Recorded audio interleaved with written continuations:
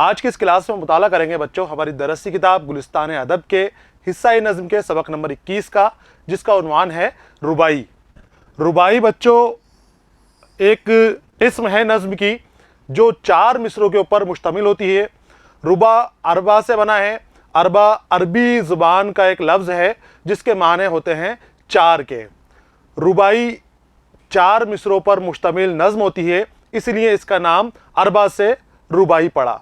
इसके अंदर कई तरह के मौज़ूआत की बयानी की जाती है। तकरीबन हर तरह के मौज़ूआत इसमें शामिल होते हैं। और उर्दू अदब के अंदर हम रुबाई की बात करें तो जब उर्दू अदब के अंदर शायरी का आगाज़ हुआ था, यानी कुली कुतुब शाह के ज़माने से, दक्कन से इसकी शुरुआत हुई और हर दौर के अंदर रुबाई बहुत मकबूल रही, मशहूर सिन्फ रही। तकरीबन सभी शौरा ने रुबाई के अंदर अपने हाथ आजमाए हैं। तो आज बच्चों हम रुबाई के बारे में जानेंगे, तफसील से जानेंगे रुबाई क्या है, किस तरह से लिखी जाती है, वज़न क्या है, इसके बहर क्या हैं। तो शुरू करते हैं हम हमारा सबक का रुबाई का पहला हिस्सा। इसका उन्वान है रुबाई की तारीफ़, या हम रुबाई की तारीफ़ हासिल करेंगे। तो शुरू करते हैं।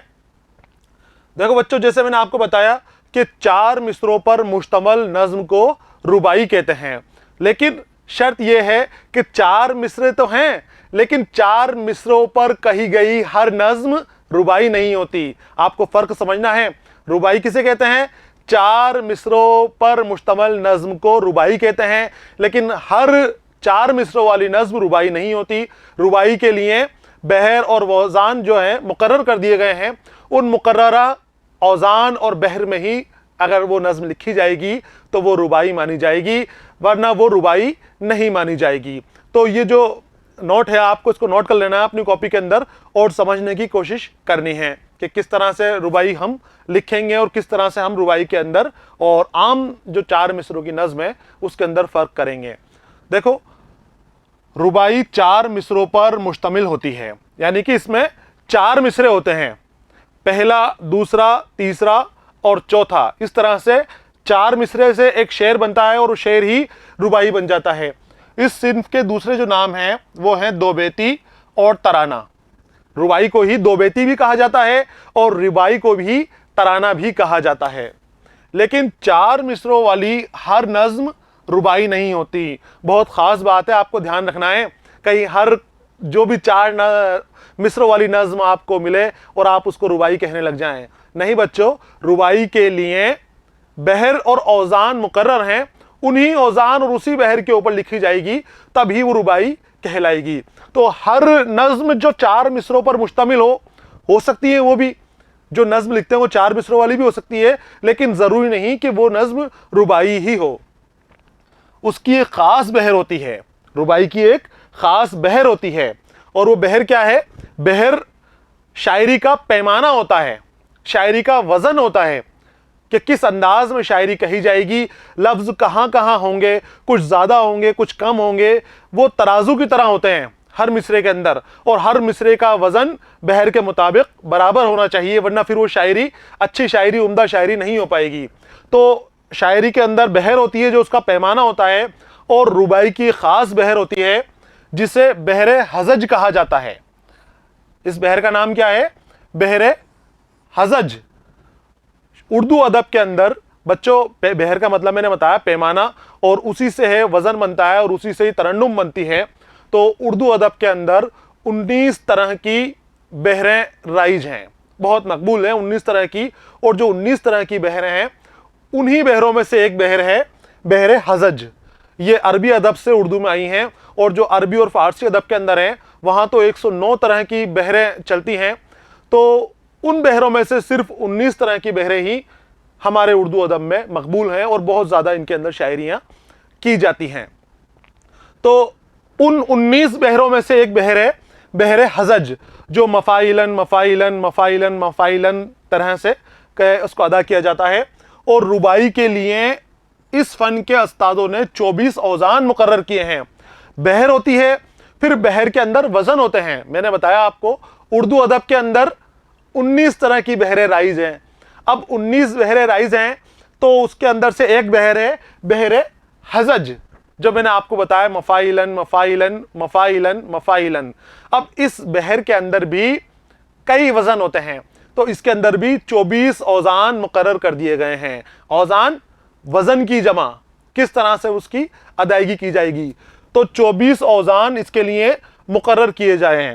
زیادہ تر جو ایک وزن میں لکھی جاتی ہے لا حول ولا قوت الا باللہ، یہ ایک عربی مصرع ہے، اس کے اوپر، اس وزن کے اوپر رباعیاں زیادہ تر کہی جاتی ہیں. اس کے علاوہ بھی اور بھی ہیں، تو وہ اس وزنوں کے اندر جو 24 وزن یہاں پر دے دیے گئے ہیں، ان 24 اوزان کے اوپر ہی رباعی کہی جاتی ہے. تو اب آپ سمجھ گئے ہوں گے رباعی کیا ہے. رباعی 4 مصروں پر مشتمل نظم ہے، 4 مصرے ہوتے ہیں اس کے اندر، 4 مصروں کے اندر ہی بات کو مکمل کر دی جاتی ہے، اس کے بعد اس کو بڑھائی نہیں جا سکتی. اور مقرر جو اوزان ہیں، مقرر جو بحر ہے، اسی بحر اور اسی اوزان کے اندر یہ لکھی جائے گی. جیسے میں نے آپ کو بتایا کہ بحر حزج اس کے لیے مقرر کر دی گئی ہے، یاد رکھنا ہے آپ کو، اس کا نوٹ بھی کر لیں آپ. بحر حزج مقرر کر دی گئی ہے. 19 بحر ہوتی ہیں اردو کے اندر، اور اردو ادب کی 19 بحروں میں سے ایک بحر ہے بحر حزج، اور بحر حزج میں ہے 24، بحر حزج کے 24 اوزانوں کو رباعی کے لیے مقرر کر دیا گیا ہے. ان 24 اوزانوں پر لکھی ہوئی نظم کو ہی رباعی مانا جاتا ہے. حالانکہ شعراء نے ان اوزان سے الگ ہٹ کے بھی بحر کے اندر رباعی کہی ہے، لیکن وہ اتنی مقبول نہیں ہوئی جتنی ان اوزانوں میں لکھی ہوئی رباعیاں مشہور اور مقبول ہوئی ہیں. تو 24 اوزان مقرر کیے ہیں، ان کے علاوہ کسی اور وزن میں رباعی نہیں کہی جا سکتی. اس کے اندر کہی 24 وزن ہیں، اس کے علاوہ دوسرے اوزان میں رباعی نہیں کہی جا سکتی ہے. کہتے ہیں تو پھر وہ مقبول نہیں ہوگی، مشہور نہیں ہوگی، اور اس کو رباعی جو صنف ہے، رباعی صنف کے اندر اس کا نہیں مانا جائے گا. وزن اور بحر کی پابندی کے علاوہ رباعی کے لیے یہ بھی لازمی ہے کہ اس کا پہلا، دوسرا اور چوتھا مصرع ہم قافیہ ہو. ہم قافیہ اور ہم ردیف. ردیف کی چھوٹ مل جاتی ہے، ردیف چاہے تو شاعر استعمال کرے اور چاہے تو استعمال نہیں کرے. قافیہ کیا ہے؟ جب شاعر شاعری کرتا ہے تو سب سے آخر کے اندر وزن کے حساب سے کچھ الفاظ دیے گئے ہوتے ہیں، ان الفاظوں کا وزن ایک جیسا ہوتا ہے، ان کے شکلیں بدلتی رہتی ہیں لیکن ان کا وزن برابر رہتا ہے، وہ ایک ہی بحر کے اندر فٹ ہوتے رہتے ہیں. تو وہ جو الفاظ ایک ہی وزن کے ہوتے ہیں وہ سب قافیہ ہوتے ہیں. اور ردیف قافیہ کے بھی بعد آتا ہے، اور وہ اپنی جس شکل کے اندر پہلے مصرے کے اندر آیا ہے اسی شکل کے اندر نظم کے اندر وہ چلتا رہتا ہے، دوسرے میں، تیسرے میں، چوتھے میں. تو رباعی کی جو شرط بتائی گئی ہے علماء نے، رباعی کی جو اس کے اساتذہ ہیں اردو ادب کے، انہوں نے شرط بتائی ہے کہ رباعی مقرر اوزان میں لکھی جائے گی، اور مقرر اوزان کے بعد جو اس کے 4 مصرے ہوتے ہیں اس میں پہلا مصرع، دوسرا مصرع اور چوتھا مصرع، تیسرا ابھی چھوڑ دیتے ہیں ہم، چوتھا مصرع ہم قافیہ اور ہم ردیف ہوگا، اور تیسرا مصرع قافیہ اور ردیف سے آزاد ہوگا. یہاں پر کوئی پابندیاں نہیں ہوگی. ایک خاص بات اور ہے کہ پہلے، دوسرے اور تیسرے مصرے کے اندر ہمیں پوری طرح سے بات سمجھ میں نہیں آتی ہے، سسپینس بنا رہتا ہے، تجسس بنا رہتا ہے کہ کیا کہنا چاہ رہا ہے شاعر، کیا سمجھانا چاہ رہا ہے. لیکن جب چوتھا مصرع ہمارے سامنے آتا ہے تو شاعر جو پیغام دینا چاہتا ہے اپنی رباعی کے ذریعے، جو بتانا چاہتا ہے، جو سدھار کرنا چاہتا ہے، جو چیز بتانا ہمیں چاہتا ہے، وہ اس چوتھے مصرے کے اندر ہی واضح ہو پاتا ہے. 3 مصروں تک ہمارا تجسس برقرار رہتا ہے. تو دیکھیے، وزن اور بحر کی پابندی کے علاوہ رباعی کے لیے بھی لازم ہے کہ اس کا پہلا، دوسرا اور چوتھا مصرع ہم قافیہ ہو. یہاں پر ہم ردیف بھی لکھ سکتے ہیں، لیکن کیونکہ ردیف کی شاعری کے اندر اب کوئی شرط نہیں ہے، ردیف شاعر اپنے وزن کے حساب سے استعمال کرنا چاہے تو کرے، اور نہیں کرے تو بغیر ردیف کے بھی شاعریاں بہت عمدہ قسم کی ہو رہی ہے. تو پہلا، دوسرا اور چوتھا مصرع جو ہے ہم قافیہ ہے، اس کے چاروں مصروں بھی ہم قافیہ ہو سکتے ہیں. تو اس میں یہاں دے رکھا ہے کہ پہلا، دوسرا اور چوتھا مصرع ہم قافیہ ہوتے ہیں، لیکن اگر شاعر تیسرا مصرع بھی ہم قافیہ رکھنا چاہے تو اس کے اوپر کوئی پابندیاں نہیں ہیں، اس کو چھوٹ دے رکھی ہے کہ چاروں مصرے بھی ہم قافیہ اور ہم ردیف ہو سکتے ہیں. لیکن خوبصورتی بنائے رکھنے کے لیے، اس کی عمدگی بنائے رکھنے کے لیے شاعر पहले, दूसरे और तीसरे मिसरे के अंदर ही काफिया, तीसरे मिसरे में काफिया छोड़कर पहले, दूसरे और चौथे मिसरे के अंदर ही काफिया का इस्तेमाल करते हैं।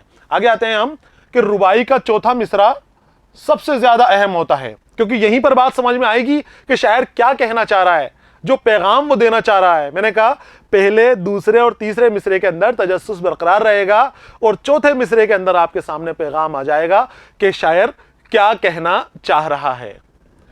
यह मिसरा जितना ज्यादा जोरदार और बरजस्ता होता है, रुबाई उतनी ही बेहतर मानी जाती है। जितना अच्छा ये उम्दा होगा, जितनी पुख्तगी से अपनी बात कहेगा, रुबाई के अंदर उतना ही वजन आएगा, रुबाई के अंदर उतनी ही खूबसूरती पैदा हो जाएगी।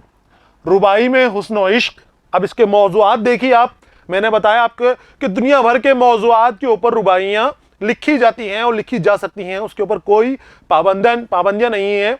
उर्दू अदब के अंदर शायरी में मौज़ूआत की क़ैद नहीं है, अलग अलग मौज़ूआत के ऊपर शायरियाँ की जाती हैं, मुख्तलिफ मौज़ूआत के ऊपर बहुत उम्दा उम्दा शायरियाँ कही गई हैं। तो रुबाई के मौज़ूआत, जब हम इसकी सिंध के बारे में पढ़ रहे हैं, रुबाई क्या है उसके बारे में पढ़ रहे हैं, तो हमें मौज़ूआत देखने हैं। रुबाई के मौज़ूआत हैं, हुस्न व इश्क के ऊपर रुबाइयाँ कही जाती हैं, फ़लसफ़ा और इखलाक के ऊपर रुबाइयाँ कही जाती हैं। फ़लसफ़ा, दर्शन, क्या होने वाला है, क्या होगा इस दुनिया की, क्या इसकी बेसबाती क्या है और किस तरह से हमें दुनिया में रहना चाहिए, इसमें दर्शन के अंदर, फ़लसफ़े के अंदर इन चीज़ों का बयान किया जाता है। और अखलाकी मुद्दों के ऊपर भी रुबाइयाँ कही जाती हैं। रंदी और सरमस्ती, आवारापन, अलहड़पन, इनके ऊपर भी रुबाइयाँ कही जाती हैं। पंद व मौज़ूअत, मौइज़त यानी कि वज़ह करना, नसीहत करना, लोगों को पैगाम देना, ये काम भी रुबाइयों के ज़रिए बहुत खूबसूरती से अंजाम दिया जाता है। और मज़हब व तसव्वुफ़ के अलावा शायर की ज़ाती हालात और तजुर्बात, मज़हब व तसव्वुफ़, सूफियाना कलाम भी रुबाइयों के ज़रिए कहे जाते हैं और मजहबी बातें भी रुबाइयों के ज़रिए कही जाती हैं। तो ज़ाती हालात और तजुर्बात, महसूसात और इफ़कार और मुशाहिदात का भी इजहार होता है। इफ़कार, फ़िक्र, मुशाहिदे जो उसने करके देख रखे हैं शायर ने, तो शायर जो अपनी ज़ाती ज़िंदगी के जो उसके ऊपर गुजरे हुए हैं, तो अपनी आप की गुजरी खुद नोश्त भी वो रुबाई के अंदर इस्तेमाल करता है, ज़ाती तजुर्बे भी इस्तेमाल करता है, ख़ुद के ख़याल और फ़िक्र भी वो रुबाइयों के अंदर बड़ी खूबसूरती से इस्तेमाल कर सकता है। उसमें मज़ाहिर फ़ितरत की अक्कासी भी की जाती है। मज़ाहिर फ़ितरत, फ़ितरत के नज़ारे, जो फ़ितरत के अंदर ज़हूर है जिन चीज़ों का, उन चीज़ों की खूबसूरत अक्कासी भी रुबाइयों के अंदर की जा सकती है। तो बच्चों, ये थी हमारी उर्दू अदब की सिन्फ रुबाई, जो नज़्म के ज़ेर आती है। और कुछ शर्तें हैं इसकी, उन शराइत को अगर हम पूरा करते हैं तो हम बड़े अंदाज में, खूबसूरत अंदाज में हमारी रुबाइयाँ लिख सकते हैं। इनको सबको आपको नोट कर लेना है और समझना है। कुछ चीज़ समझ में नहीं आती है तो मैंने आपको पहले ही बताया कि वीडियो में पीछे जाके आप उस चीज़ को समझना है। समझ में नहीं आता है तो छोड़कर आगे नहीं बढ़ जाना है, जब तक आप पूरा नहीं सीख लें उस चीज़ को छोड़ना नहीं है। तो ये था सबक का पहला हिस्सा, जहाँ हमने रुबाई का तारुफ हासिल किया। अगले हिस्से के अंदर हम जो अगला टॉपिक है सबक का, जो शायर हैं उनके हवाले से बात करेंगे। तब तक के लिए इजाज़त दीजिए, पढ़ते रहिए, खुश रहिए, अलविदा।